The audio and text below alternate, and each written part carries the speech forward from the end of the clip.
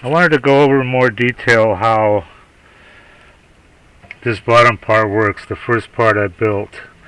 It's just a piece of bed frame that I notched and bent after I heated it up. But I wanted to show you how this works. Just these. This box will slide right into here, okay?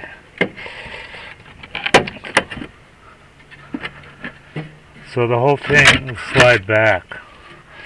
Alright, I have to disconnect that. But so you see the box just slides in, okay? And the aluminum, the sign, I just cut that on my table saw. A table saw will cut aluminum no problem. So, a couple of extra details.